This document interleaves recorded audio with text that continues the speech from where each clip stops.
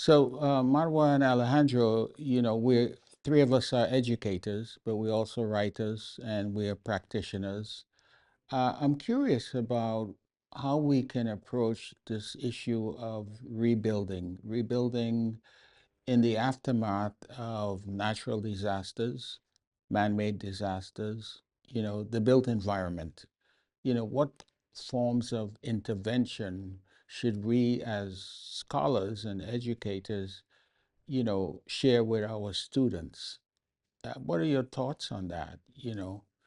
How do we approach this sort of very difficult task of intervening in an environment where there's absolute destruction? Yeah, like you said, Dr. Akel, it's very challenging and daunting task to approach rebuilding because uh, in contrast with building, you have tragedy involved, you have the loss of memory, you have so many sensitive issues and soft spots that you have to be tiptoeing sometimes around them. Right. Yeah, and I guess no architect with full ego can be fully uh, successful in rebuilding. Like your introduction allow us to see that you have to approach rebuilding with great humbleness, with great sensitivity, with the wide open eyes into different areas of the human experience. Right. And especially, as you know, Alejandro, in cases where historical artifacts have been destroyed, how do we sort of, Marwa mentioned this idea of memory, which incidentally is one of Ruskin's seven lamps. So what are your thoughts on that? How do we?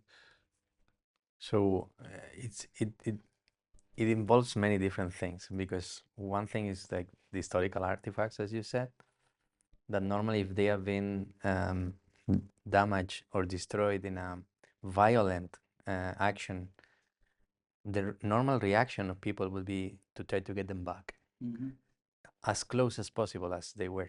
So that's one thing. The other thing is when these are not historical artifacts, but just the regular communities that have been destroyed. How to do that is more about recovering the life, I would say. It's not that much recovering what it was, but how it worked in a way. Um, and to know how it worked is very complicated. Yes. But at the same time, is feasible. And in the case of Spain, for instance, we had a terrible civil war, very similar to the war in Syria in the middle of the 20th century. Of course. And after that, entire regions were totally devastated, including many towns which were almost fully destroyed. And there was an incredible effort to reconstruct the country after that. And there were many different approaches, but more or less they followed like very rational criteria on some things, maybe too rational criteria. Like, for instance, if the village was more than 80% destroyed, they would rebuild it somewhere else, like nearby, but it was cheaper than to try to clean everything and do it in the same spot. Yeah. And then what did happen is that very often when they did that, the people would be against it, and they would reject to abandon the place. Right.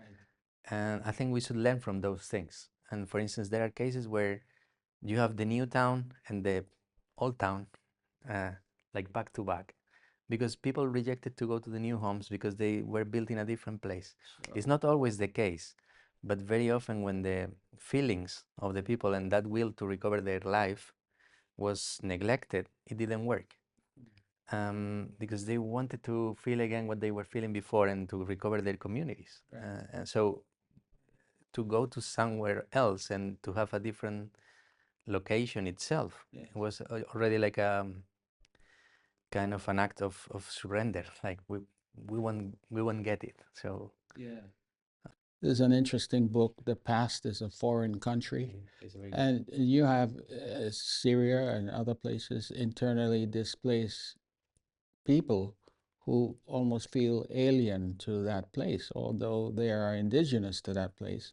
But its destruction has made them feel a sense of isolation or other sort of emotional feelings that have disrupted this connection to the place, you know. So these places are important, and we as architects, I mean, we're always struggling to find the best way to create places that are familiar, that are comfortable, that has historical value, that draws on our memory or childhood. You know, places have a genealogy, you know. But I'm curious because if we look at the war in Bosnia and the Balkans, you know, and the rebuilding of Mostar with the help of UNESCO and other agencies, this is a problem, I think. Who finances the rebuilding? That's number one. And then who has the control over the financial power, which could influence what could be done? Because we're facing the same situation in Syria and in other parts of the world, you Yeah, know. potentially in Gaza as well. Gaza, Yeah. yeah, will be an incredible test of whether it's the World Bank or the IMF or uh, other charities that are controlling the financial, you know, engagement part. And then how does the architect navigate through that, you know, control? It's a very tricky thing. What are your thoughts on that? Well, I think Alejandro rose a very important point here in terms of violence through building, and violence through displacement as well. So, like you said, people attach themselves to the spot of land, and the current, you know, the current mode, if you will, the current culture would like us to think of home as an idea instead of a place, which is very misleading. It's always a place. It's a place of memory. It's a place of attachment. It's a place also of neighborliness. You are attached to the ghosts of people as much as to the ghosts of buildings. And I think it's a testimony to the people who are dying today in Gaza in a fight for their own home. For some people, it's incomprehensible. Why wouldn't they just leave, you know? And leaving means death. You know, it's sometimes it's worse than death, as they are bravely showing us that, you know, home is something existential to us as humans, and our role as architects is to hold this sacred blessing and to protect it and to facilitate its growth and its thriveness within the place that people had attached themselves. So I totally agree with the idea that new towns often show us a glaring example of this failure of understanding. You see it in Egypt as well. The new Kahira, the new Cairo, which is the new capital, and you hear those terms now being publicized that they want to create bigger capitals and new capitals, and they call it administrational city, and it's a total violence against the city and the place and the history of the place. Yes. So these forms of intervention, let's call it that, on the part of architects, urban planners, have to respect the genealogy of the place, the meaning of the place. You know, I think scholars define this as phenomenology, right? This sort of existential connection that you have that is sometimes not written, but it's embedded in your memory. It's embedded in your experience. It's embedded in other forms that you want to remain attached to. Um, but I want to also ask about the way we teach students about this idea of intervention. You know, what are some of the ways we can get students to understand how to be sensitive to and one example I read about was the case of Tunisia, where a group of young architects, three of them, were given the task to rebuild a neighborhood in the Medina, in Hafsia neighborhood. And they studied the typology of the buildings. They looked at the materials.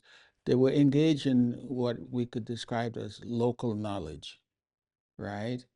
and the solutions were amazing. They got 2 Aga Khan awards, you know.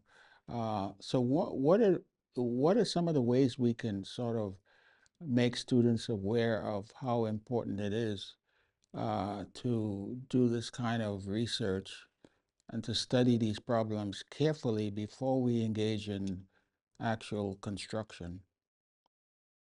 What are your thoughts? I mean, if you were teaching a course on, I will start by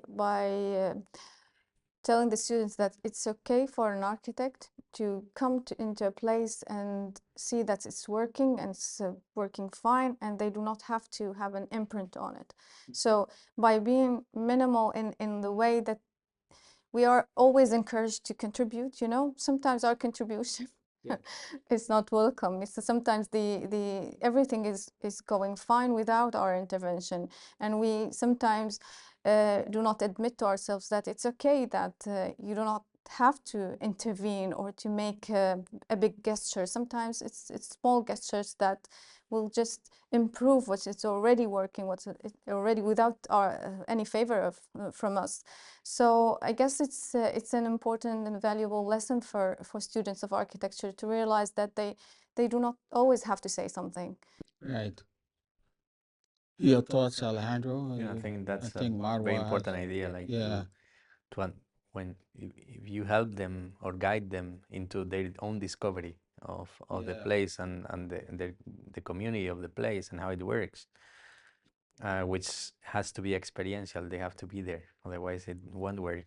yeah, Um, if if they are somehow shown that way, because that's the problem, that very often they are not shown that way, and they are encouraged to do designs for a place without even visiting the place. yes, Um, so if that's the case, I think they can understand what you were saying, like maybe I just have to add this or change this, or this would improve something here, but sometimes it's like more like knitting things together and just working with existing in order to make it yeah, working even better. But it's not that it's bad, or it depends, no? There may be places where you need actually a strong intervention, but you have to experience that first, and then if that's the case, probably the people feel no attachment to that place,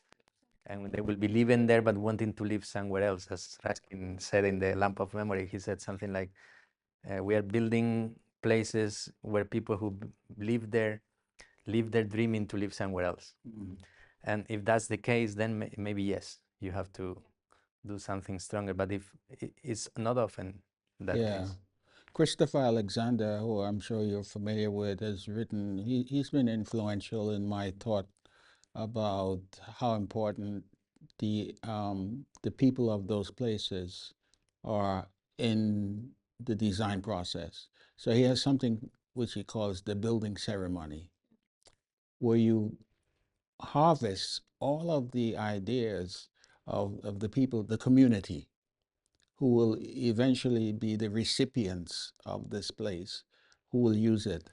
And one of his students, the late Ibrahim, who was an architect who passed away, he built a garden for the children in Sayyidina Zainab in Cairo. And he used the same sort of approach where he got the whole neighborhood. And it took maybe 4 or 5 months to sort of harvest all of their ideas and thoughts. Some of it was not built on consensus. You're always going to find people who don't agree, but if you could reach some form of consensus, and then he used that knowledge to approach the design, and I think it's very successful.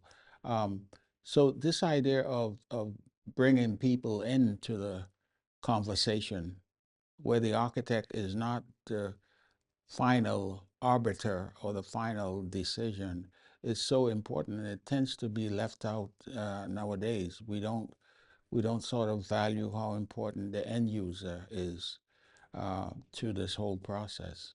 And something else is missing is from the education and from generally from our practice is observation. And linked to this idea, and to the work of Christopher Alexander, it's by observation, by opening your eyes towards every small detail. Yes. It's something that will contribute into your own knowledge and reflection. And it's important to, I think, to encourage students and practitioners to look at the patterns, not only the patterns that Christopher Alexander had observed in terms of space, but also the patterns of elements. You know, for example, before a project, I encourage a student to go into the streets and document, you know, the window patterns and the railways patterns and the doorways patterns. You will notice that there is something in common. This idea of consensus you touch upon, that there is also consensus in the general taste. You can, as an architect, you can extract and recreate into something new, but not totally new, not totally alien to the environment and the context. And his book, you know, The Pattern Language, Yeah. is probably one of the most important books that I have read. You know, the patterns of movement and other sort of things that we tend to overlook, you know, as you mentioned, is important. So do you think there's a need to sort of revisit the way we teach, because our students nowadays, of course, are heavily influenced by technology, right? This practice of observing and seeing and documenting is almost relegated to the past, you know, and they're driven by new forms of design, which is coming from the point of view of technology. So is that sort of a threat to their thought process, critical thinking? You know, let me give you an example. You know, Le Corbusier's famous book, Journey to the East, where he went to several places in the Mediterranean. And his passage about Istanbul, how he was responding to the sounds of the muaddin, you know, when he heard the call to prayer. And he was trying to document all that, the sounds of the place, the pulse of the place, you know. I don't know if our students are sort of willing to allow themselves to experience the same thing. I wonder if they're just sort of heavily dominated by a technology that almost diminishes their ability to respond to places. Yeah, I mean, it's not only in students of architecture, it's a general culture that we are more and more reliant on technology, and we are revering technology. This is, you know, certain buildings are appreciated by how technological advancement they bring into their, you know, into their context and the facades and their performance.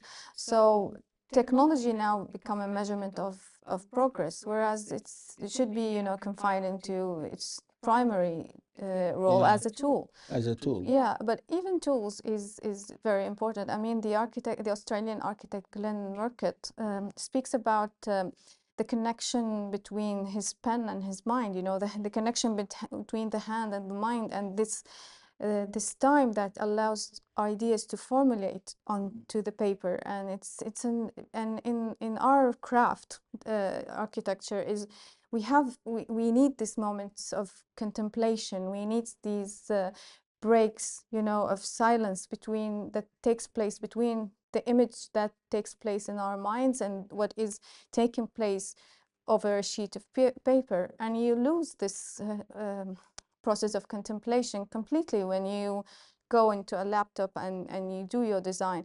So I think the ideal thing is that you design on paper, but you are free to either, you know, do your plans and final plans, whether in pen or behind a laptop via program. But we have to, you know, maintain this connection between the hand and the mind.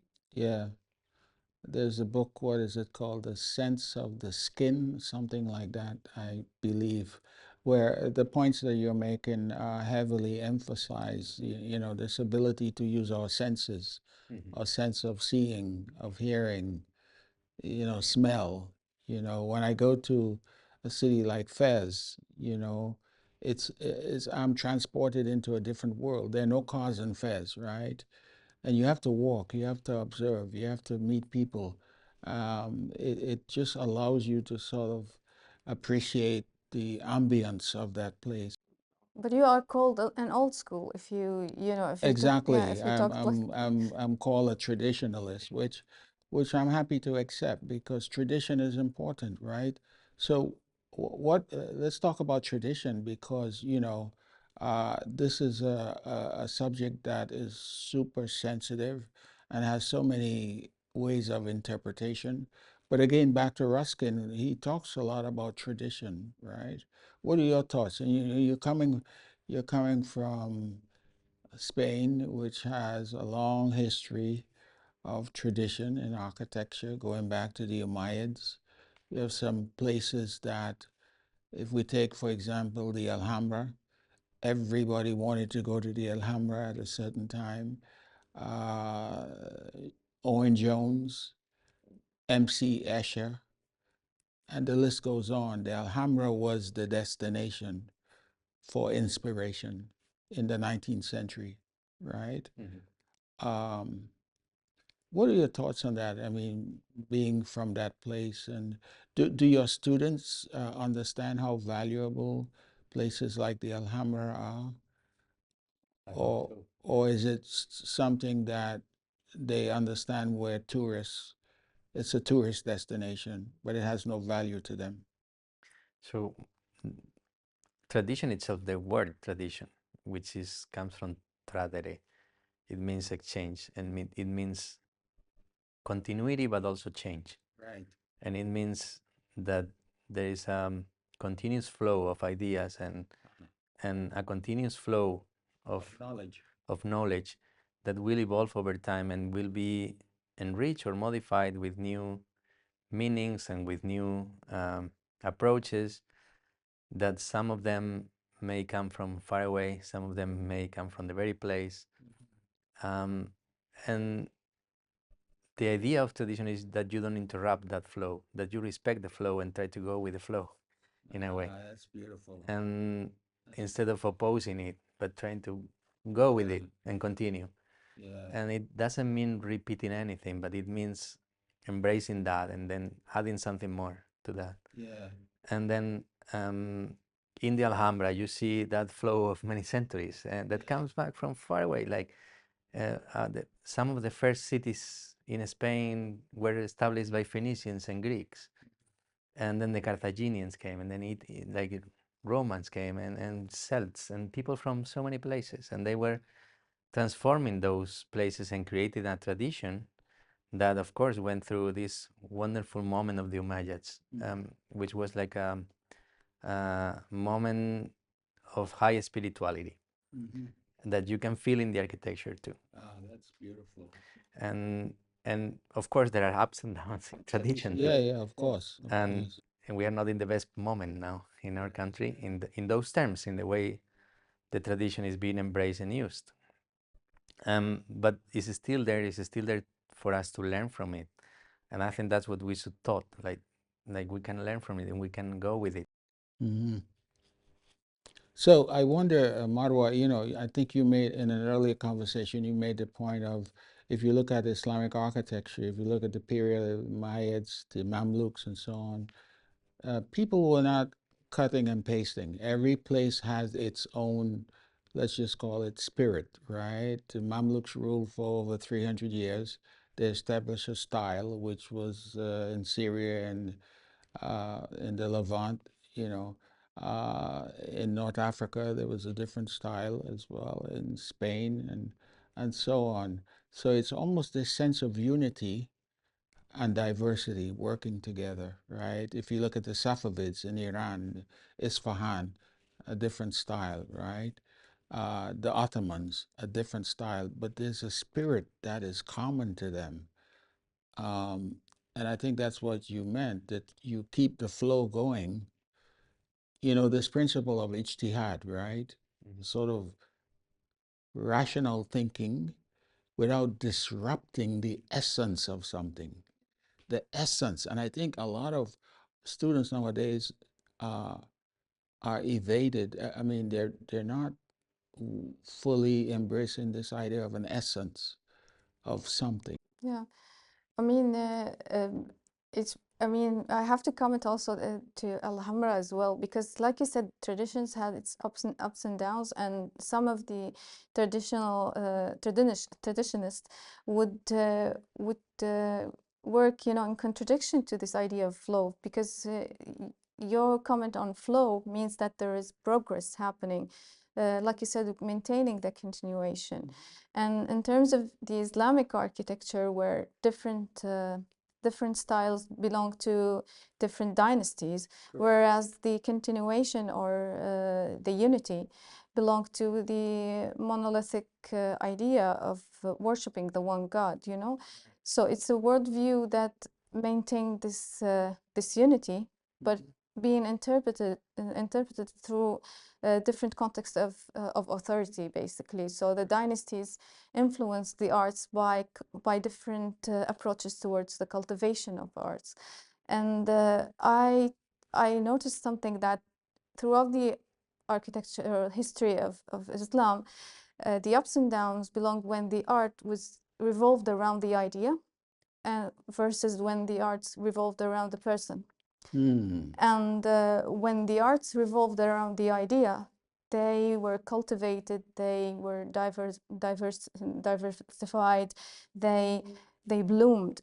And when they revolved around a person, it created this sense of grandeur and amazement that you would see in certain parts of Al-Hamra. So I would, in certain parts of the Hamra, I would think of it as this one song of the Muslim dynasty in Spain, which was the case in the history. It was, you know, it's the peak that was followed immediately after with the conquest, you know, with the collapse.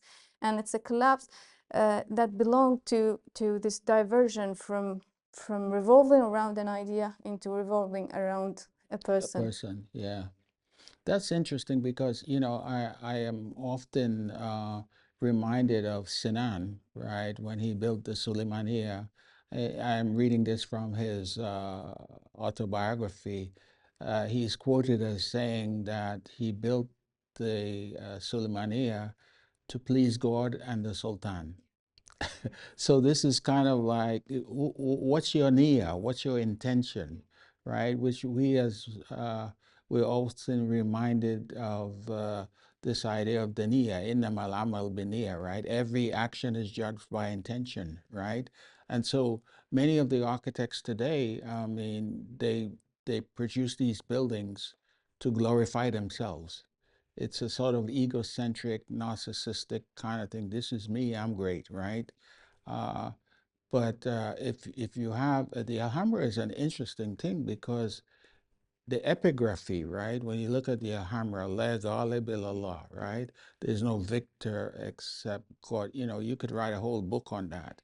So this idea of reminding themselves that they will not be able to keep this place or they won't be able to appreciate it if they divorce themselves from the source of beauty. Yeah, And who's it this? could have been, you know, also the response of the craftsman versus, you know, the request of Of the patron. yeah, the patron. The So patron, yeah. so some because you have these layers in Alhambra and buildings where grandeur is somewhat overwhelming, and you get the sense that, in contrast with buildings where art belong to the ideas world, that there is some kind of resistance now with the La Ghalib illallah. It's you could read it as a resistance to the overwhelming grandeur that was requested by the, you know, by that last layer that was added on Alhambra. Alejandro, I'm, you know, you're a native of Spain. Of course, I'm a foreigner when it comes to Spain. But my experience at the Alhambra as a student, I stayed there for a week, and I was completely seduced. I didn't want to leave. I was in love with the place, and I kept thinking, what did I miss? What can I discover? When can I come back? You know, I kept, and so I want to go back, inshallah. But coming from, you know, Marwa and I are not the citizens of Spain, but what does it mean to you? I mean, in terms of the value of having a place like the Alhambra as part of your country, part of your history, part of, you know. I think it's a very important lesson there because you have um, those buildings and places that remind you of the richness, cultural richness that those exchanges produced. And something beautiful there is that you would see that tradition. Alhambra is like a kind of the peak of a tradition that is very old. And you see, if you visit Cordoba and you see what the Umayyads built in their time, which was drawing on what the Romans had built before. And then you see how that was embraced in many different ways. Like the Jewish population were building their synagogues, the Christians were building their palaces and churches, and the Muslims were building their own palaces and mosques with the same language and the same crafts. Exactly. And you would never tell who built something. Yes. The type will tell you this is a mosque, or the type will tell you this is a church. Yes. But actually, the crafts were exactly the same. Yes. And they were evolving together, and they were influencing each other, and they were somehow exchanging like new ideas, new tests, and it comes to Alhambra, which is kind of the Well, peak actually, of there is a nuance here because there's conflation between the crafts work and the worldview. And I guess, you can tell the difference between a church and a mosque because of the orientation, Yeah. So the whole orientation, not only the orientation towards Mecca and, the east-west orientation, but the orientation of the architect or the builder. It's an orientation. For example, in Christian art, man is the center of the universe. He's the image of the divine. He's the inheritant, he inherited land after God. Whereas in Islam, there is no hierarchy. There is no, submission in for the man before God, and he's the omnipresent. And you can see that. I mean, we can go into a whole different discussion here, but you can see the difference between. So what we're talking about here is the aesthetics of monotheism, right? In the three traditions of Jewish Christian. what I can really tell you is that if I pick a detail from a 13th century church in Spain, a detail from a mosque of the same period in Spain, and a detail from a synagogue of the same period, you wouldn't be able to know who built what. Yeah, I know, because you're absolutely right, but that belongs to, I mean, there's this book by Diana Dark. It's called the Islamisque, the craftsman who built the European cathedral. And she talks about the craftsmen who were brought from Damascus with the Umayyad and who kind of were exported to the different parts of Europe in order to build the cathedrals. And she also writes stealing from the Saracens to propose that the Gothic art, which is considered Christian art, actually actually belongs to this Islam. She says to the Islamic period, but also we have to also move back a step and see how the continuation, this flow that you were talking about, was.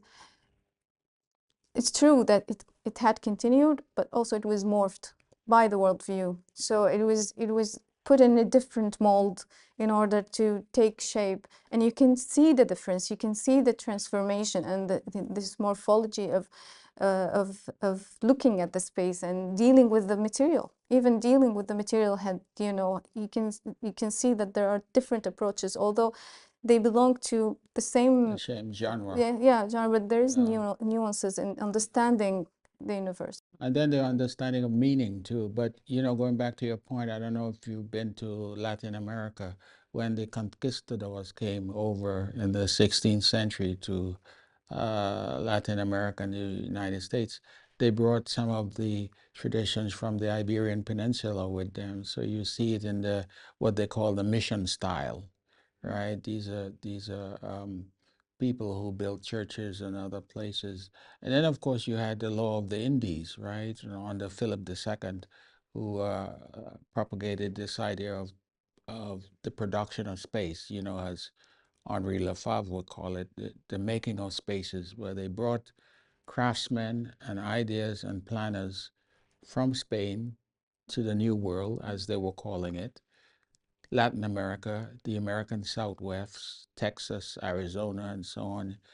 And then the vestiges of that style were brought as well, So it's an interesting idea of, you can call it syncretism, or the sort of migration of ideas into, syncretism. yeah, It's a very good word to yeah, describe it. yeah, And that's what makes unique the architecture of Latin America. It of course relates to what was being done in Spain, yeah. but it's site specific too, and it's unique from the place. Yeah. I mean, I'm curious, because when I teach my students, I ask them what constitutes a masjid, right? If you look at the seminal mosque in Medina in 622, there was no minaret, there was no dome, there was no mihrab. There was a minbar of 3 steps, but there was a kind of typology that later developed. So I think within Islamic architecture, I don't know if you agree with me, there's always this sort of reciprocity to other cultures. A good example of that, let's be realistic, is the Harawin Masjid in Tunisia, where all of the columns are from Roman sites, right? We sort of what we call adaptive reuse. It's a form of But I think it's the Muslims builders' way of creating this continuation. Absolutely. It's they've taken there is this idea of avoiding waste in Exactly. Islamic Utility. Yeah, utility, right? and everything can be used. If it doesn't fit, it can be hid inside the wall. But Yeah, it there can is be no used. yeah it is used, and there is no destruction. There is no waste, and in that sense there is a continuity as well. But Yes. what made it called Islamic is this orientation, this shift in orientation, this putting man's man was placed in a place where he was directed towards God and the universe in slightly shifted manner from the other messages before it. So the same message, but it's the same religion, the same faith, but the orientation is shifted.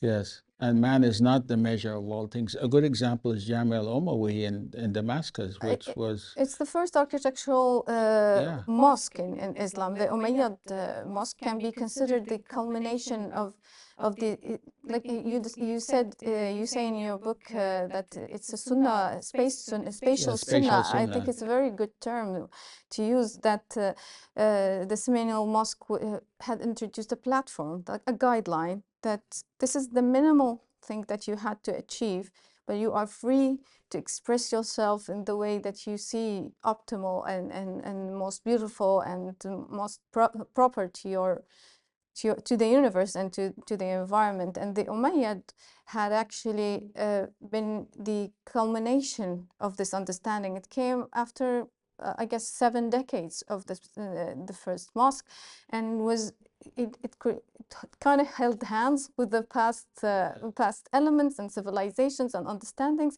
and created something new, something totally new in understanding, but also continuation of this flow of what was behind it. Yeah.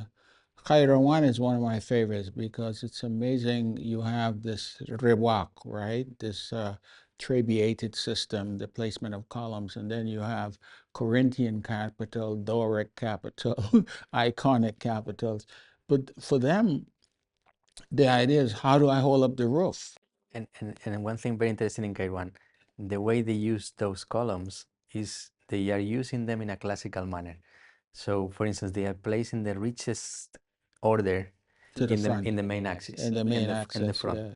and they are perfectly using it in a classical manner, which Amazing. is yeah. Interesting, yeah. So this idea of sustainability, I think, also has to do with adaptive reuse. How do we sort of take things that are presumably from a different historical period and give them relevancy, which I like this idea of reciprocity, an exchange of things that are tangible. Huh? Yeah. An exchange of significance. Yeah, exactly. And so you infuse life. And I mean, this traditions are alive. The way we dress, the way we cook, the way we use language, it's alive. It's a living thing. Um, I, um, I believe that has been missing. I mean, me as a teacher, educator, I always try to be sensitive as to whether my students understand the value of history, not in the sense of Bannister Fletcher. And I showed them that. I said, what is wrong with this genealogy? You have Fletcher with the tree, and he put the Greeks and the Romans, and then everything else is secondary, right? And so he's weaponized this idea of knowledge and superiority, and this idea that everything coming out of Europe is more important than anything else. Even when our histories, even going back to the Umayyads period, for example, all the architecture historians, almost all of them, they will attribute the Umayyad to the Roman style behind, before it, whereas there were styles before the Romans and the Hellenistic. There were the Aramaic idiom, which is native to the region, of the Levant, to Greater Syria, and it's completely ignored in the literature of the history of architecture. Native civilizations, which were much more ancient than the Romans and the Hellenistic, and there was discontinuation throughout all these civilizations. Each one of them contributed something, but throughout the Western lens, they are omitted from the equation, and it belongs as if the Roman Empire, came out of nowhere, and created a civilization out of no past idiom, which doesn't make sense. So one of the things I decided to do when I was a graduate student at MIT, I wrote my thesis on architecture in sub-Saharan Africa, because what I found, if you read any of the texts written by art historians, the well-established ones, they ignore cultures that are not part of that sort of the Levant, right, or Spain or whatever. They sort of ignore it. And it was interesting that when Oleg Rebar read my thesis, he was like, I'm so proud that you were courageous enough to look at sub-Saharan architecture, because it doesn't fit into the understanding of what is Islamic architecture, right? Here you have a vernacular culture, building from mud, right? There's no calligraphy, there's no zilij, there's no tile work, there's no nothing, but it's still Islamic, right? And back to the idea of the orientation. The one thing that these buildings have in common is the Qibla. They all face Mecca. Right? And sometimes it's not even so. Right, right. Yeah, in North Africa you have this problem, because Spain, very often. in Spain, because you have the Qibla to Sahaba, the Qibla based on the companions, the Qibla based on calculation, Qibla based on something else, Attempts towards, orientation. Yeah, exactly. And some of the buildings in Morocco and elsewhere, the actual angle is not accurate, But we're not talking solely on, the physical orientation. We're No. talking also the metaphysical Yeah, orientation as well. yes. Yeah. This idea of where my teacher used to say the Kaaba is the omphalos. It's the navel, the belly button, right? And sometimes about Which, the metaphysical. the umbilical cord of the mother, right? And so we're tied to this orientation, There were places where they would pray on the same space, actually, Christians and Muslims. And in my hometown, for instance, in Toledo, for some time, they were using the same building. Really? Yeah. Okay. The Umayyad was used this way before the need Same in for Syria. the growing concrete. Yeah. So this has been an interesting conversation. I mean, I enjoyed speaking to both of you. You're very knowledgeable. I learned things from my colleagues. I certainly learned some things from you. What are your concluding thoughts? How do we keep this idea of the value of tradition alive? I mean, for me, I write. Writing for me is a catharsis. And it's a very difficult thing, right? And maybe you know that you're now on your third book. Because it's never easy. But one of the things they used to tell us in grad school, publish or perish. But I think there they were referring to the fact that if you want to become a professor, in order to get tenure, you have to publish, right? And so I took that advice. I wrote my first book, I got tenure, and I became a full professor later on. But Uh, do we are part of our obligation to disseminate this knowledge resides in this idea that we have to write, we have to always challenge the paradigm, we have to always confront the sort of inequalities of knowledge, and for me it's a jihad, well, jihad al-qalam, right? Um, and so I don't know what your thoughts are, but writing is not an easy thing. It's time consuming, it's a commitment, and you got to get it right, right? For me, writing was since I was in college. It was out of need. It was something that I had a pressing question, and that question needed to be researched and read about, and in conclusion written about.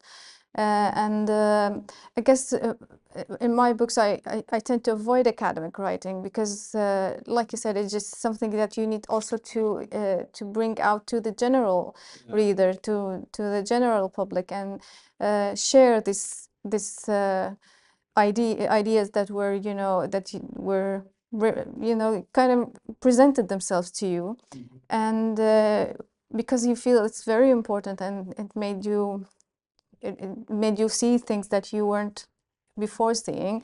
You are inclined to share that with more people, and it's something difficult because it combines the two parts of the brain, the logic and the creativity, and you try your best to make sense and to make something appealing and logical in the same time. And yeah, it's up to the readers to decide whether it has any worth or not. Your thoughts, Oliver? Have you written much? I have to, well, for instance, my PhD thesis and then some books and things and articles, but I think everyone can use their own tools, and if someone is good in writing, it's good to use it, but other people could use other tools for the same purpose The same purpose, of yes. spreading ideas. Of And course. there are people who are very good speakers, there are people who are very good Videographers, yeah, photographers, or filmmakers. or sometimes it's just a drawing can tell as much as Yeah. many words together, or just or even just a Photoshop thing can be extremely telling sometimes. An So image, right? yeah, an image. Yeah. So there are many ways to spread the ideas, and I, for instance, there are some of Leon Crier's drawings that you don't need a book. You have a Yeah. drawing, and that Yeah. drawing is okay. It's a lesson itself, and it's okay. It's a very interesting subject, perhaps, for next time, the relationship between writing and architecture. It's very good, yeah. So one of the things that inspires me, and I'll make this the final remark, is Toni Morrison, the African American Nobel laureate in 1993. She says, if there's ever a book you want to read that has not been written, then you have to write it yourself. That's very nice. That's a very I enjoyed the That's a very conversation. good Thank one. you, I did Marwa, too. and Thank you. thank you, Thank you. Same Alejandro. thing, a pleasure. Okay, salam.